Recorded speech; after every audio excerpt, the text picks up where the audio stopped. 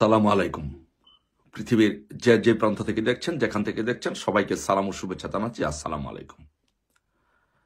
আজকে স্পেসিফিক্যালি পদ্মার ওপারের 21টি জেলার 5.5 কোটি মানুষের কাছে আমি একটি অনুরোধ করতে চাই এবং তাদেরকে জাস্ট একটু পদ্মার ওপারের 5.5 কোটি মানুষের কাছে আমি একটি বিষয় তুলে ধরতে চাই যে আপনারা শুধু একবার চিন্তা করে দেখবেন যে আপনাদের জন্য আমাদের বঙ্গবন্ধু কন্যা শেখ হাসিনা আপনাদের জন্য, আপনাদেরকে ভালোবেসে আপনাদের জন্য কি করেছে, শুধু এইটুকু আপনারা একবার বিবেচনা করে দেখবেন। দেখেন, আমি যখন ঢাকা বিশ্ববিদ্যালয়ে পড়তাম, ঢাকা বিশ্ববিদ্যালয়ে পড়ার সুবাদে, ছাত্র রাজনীতি করার সুবাদে আমার বিভিন্ন জেলার মানুষের সাথে যোগাযোগ ছিল এবং পদ্মার ওপারে বিভিন্ন জেলায় আমার যাতায়াত ছিল। বিশেষ করে ঢাকা বিশ্ববিদ্যালয়ের এক সভাপতির বাড়িতে আমার নিয়মিত একটা যাতায়াত ছিল, যার জন্য ওই পদ্মার ওপারের বিষয়গুলো সম্পর্কে, যাতায়াত সম্পর্কে আমার মোটামুটি একটা ভালো অভিজ্ঞতা আছে।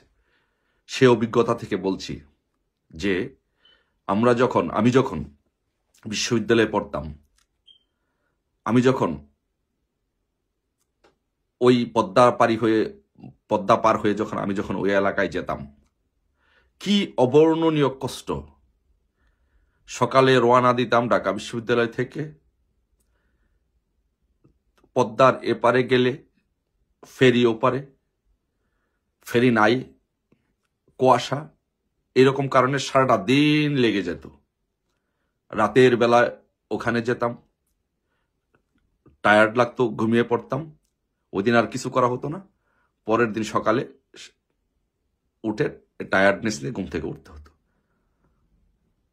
পরের দিন পর্যন্ত এই জার্নির এই ক্লান্তিটা দেহের মধ্যে থাকতো।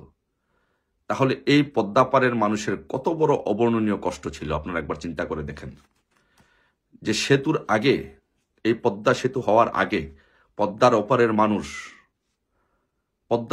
মানুষের জীবনটাই যেন আটকে ছিল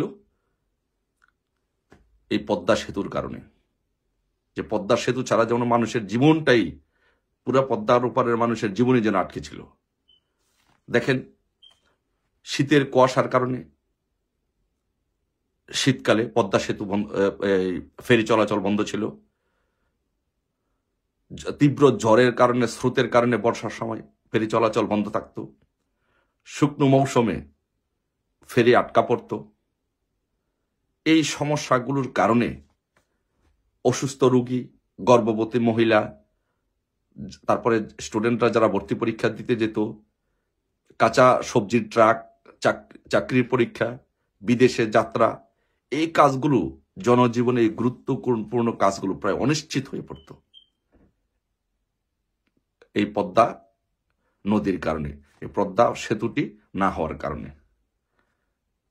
এখন শেখের বেটি কি করে দিল?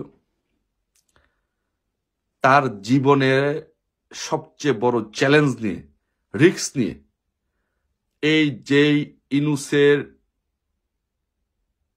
কে আপনারা দু একজন যারা সমর্থন করেন, এই ইনুস এই পদ্মা সেতুর ফান্ডিং বন্ধ করে দিয়েছিল। শেখের বেটি সেই চ্যালেঞ্জ মোকাবেলা করে ওয়ার্ল্ড ব্যাংকে চ্যালেঞ্জ করে নিজস্ব ফান্ডিংয়ে পদ্মা সেতু করে দিয়েছে আপনাদের জন্য। শেখের বেটি পারতো না? একবার শুধু নিজেকে প্রশ্ন করে দেখেন। যদি মানুষ হন, আপনাদের যদি ন্যূনতম পরিমাণ মনুষ্যত্ব থাকে, তাহলে আপনারা একবার প্রশ্ন করে দেখেন যে আপনারা, শেখের বেটি তো পারত যে ওয়ার্ল্ড ব্যাংক পদ্মা সেতুর ফান্ড বন্ধ করে দিয়েছে, আমি এই পদ্মা সেতু করতে পারি না, পারবো না। এই উসিলা দিয়ে শেখের বেটি তো পদ্মা সেতু বন্ধ করে দিতে পারতো, তাই না? এই কারণে তো পদ্মা সেতুটা শেখের বেটি বন্ধ করে দিতে পারত।